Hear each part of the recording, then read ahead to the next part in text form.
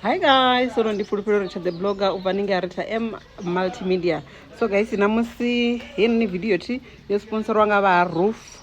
Roof Hub ti vha Roof Hub vha dilana nga dzi super tile mazengi ala kale na kale corrugated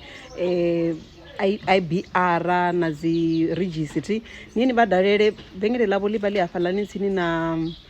tsini na waka ende zwithu zwavho zwi a farea mazengi aḽani a farea nga maanḓa ende o khwaṱhesa nga maanḓa arali ni sedza kha Facebook na kha TikTok ndo vhea pinned post ti yo no khou sumbedza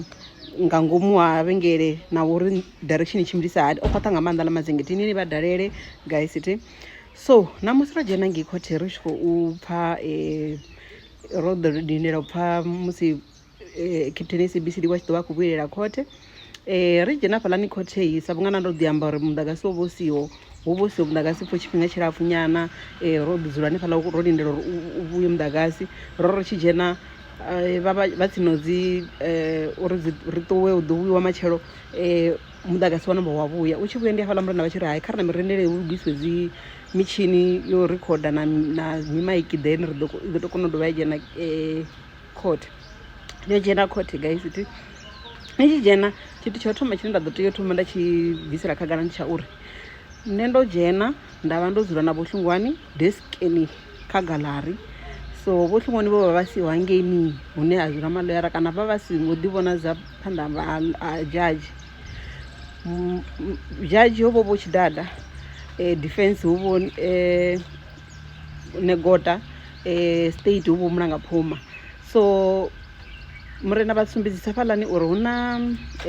directive yo bvaho ine ya khou sumbedzisa uri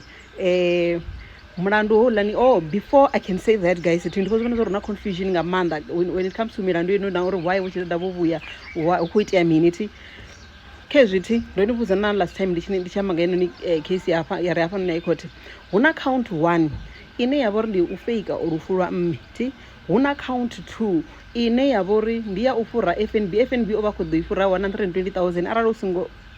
arali u songo tou vha khaladzi yawe we hanedza uri miyawe wa vho ngo lovha yo vha tshi ḓo vha mubalela 120,000 hei count ndi fraud ti count 3 ndi ya meda ya lindelani miyamofe count 3 ndi GBH sorry then count 4 ndi ya meda dzoṱhe ndi dza lindelani ti then count 5 defeating the ends of justice ti so hezwi i tshi thoma inoni case ti and then ni humbule ti count 1 and 2 ndi milandu yo iteaho nga 2017 asi milandu yene yo itea nga 2022 musi 2023 musi hu tshi lovha lindelani ti ndi milandu ya ri thungo i separate so heiḽa milandu yo tou ṱanganyisiwa musi a tshi vho ḓi vhona dza kha hu mulandu wa meda ti then ha thoma wone milandu wa fraud na hula wo vhulaya mme ti a ḓi vhona mulandu na murena na vhone vha ḓi mu vhona mulandu nga u tou ralo na samusi nene u ḓi vhona mulandu vha mu convict uri ndi zwone u na mulandu ti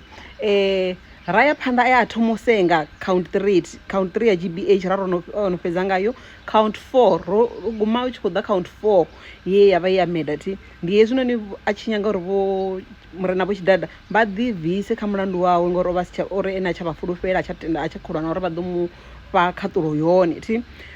nga dzi 8 dza May murena vho Tshidada vha ḓa vha ri mini vhone vha khou ḓi bvisa kha mulandu wa count 3 4 and 5 vha khou ḓi bvisa kha heyi milandu ya zwino ya recent ine ha ḓi vhoni milandu khayo then kha mulandu wa 1 and 2 ti ya fraud na ya uri u khou pretenda na ya uri miyawe vho lovha songo lovha a vha khou ḓi bvisa a vho ngo ḓi bvisa kha heyo vho ḓi bvisa kha heyi miraru ati fine then ra ṱuwa ha ri ḓo vhuya nga 21 dza July for for jaji liswa ra swika ra muwana jaji muswa defense vhone Gota vha ri vha khou ita appeal uri mini vha khou ita appeal uri hononi mulandu kha u thome fhasi woṱhe from count 1 and 2 u songo pfhi u khou thoma kha count 3 and 4 and 5 and then vho Tshidada vha ḓo dovha vha isa phanḓa kha count 1 and 2 no kha u thome fhasi u tou bva mathomoni ndi hafho vha tshi fhiwa tshifhinga tsho ri kha vha yo aphila ti vha ya vha aphila zwezwi vho ita aphili yavho ha ḓa directive zwi amba uri aphili yavho ya i tshi khou rali zwine vha khou ṱoḓa zwi amba uri a zwo ngo vha favora muhumbulelwa ti ngauri directive yo sumbedzisa uri mini vho Tshidada vha khou tea u ita mini u isa phanḓa na u fhedzisa u vhina mulandu houḽani nahone mulandu hone a hu ngo ṱumana ita uri vho ri joina vha tshi khou pfha uri mini vha ḓo namba vha ita kathihi vha namba vha fhedza kathihi fhedzi a si mulandu muthihi a si tshithu tshithihi a u ṱumani hei milandu a i ṱumani ndi hezwino namusi ri tshi vhuya zwino murena vha vhala directive heiḽani vha sumbedzisa uri vha khou ṱoḓa uri state na defense vha ḓe vha ite mitigation na aggravation zwi amba zwori ndi hezwiḽa zwa uri mini zwi amba uri lawyer defense i ḓo vha i tshi khou imelela muhumbulelo uri vha khou pfha uri kha pfhele vhuṱungu ṱhamusi ngori o ita nthu ngauri o ḓivhona mulandu then hafhaḽani hune ra khou ri aggravating zwi amba zwori state vha ḓo vha khou ḓa nazwo mbuno dzavho dza uri hayi kha fariwe ngauri 1 2 3 hu na hezwi na hezwi so zwino hezwi hu tshi khou ṱoḓa u fhiwa murena vha khou fha defense na state uri kha vha ambe dzi aggravating matters dzavho na mitigation state vha sumbedzisa uri vhone vha ḓo ita dzi aggravating after mitigation nga defense vha takuwa vha sumbedzisa uri vhone a vha khou pfesesa something hu na zwine a vha khou pfesesa zwone mbari vhone a vha khou pfesesa uri kha heiḽani directive i na point number 4 ine vha khou sumbedzisa uri mini if murena vho tshidada a vhaho available sa vhunga murena vho tshidada vho already vho no vha kha civil a vha khou judge dzinthu za criminal arali murena vho tshidada vha siho vha si available zwi amba zwa uri case inoni i a kona u ya judgiwa nga muṅwe judge zwino vho tshidada vha khou sumbedzisa vho negota uri u ya nga heyi nthu i khou sumbedzisa uri if vhone vha si available khamusi vha siho kana vha si tsha shuma kana vha si available mara zwino ngori vha available vha tea u ḓa vha vhina hounoni mulandu ngori vhone vha hone ende futhi muhumbulelwa ha ngo vha na thaidzo navho kha mulandu wa count 1 na 2 ngari ene muno to ḓitendela mulandu o vha na thaidzo navho kha count 3 4 and 5 zwi amba zwori mini ndi hezwi zwe vhone vha ḓibvisa khazwo 1 and 2 a vho ngo ḓibvisa na kale zwo to dzula zwo to ralo uri vhone vha ḓo fhedzisa count 1 and 2 vha i wina zwino vha khou ri vha khou tea u thoma vha i wina before vhu tshi ya phanḓa u ita mini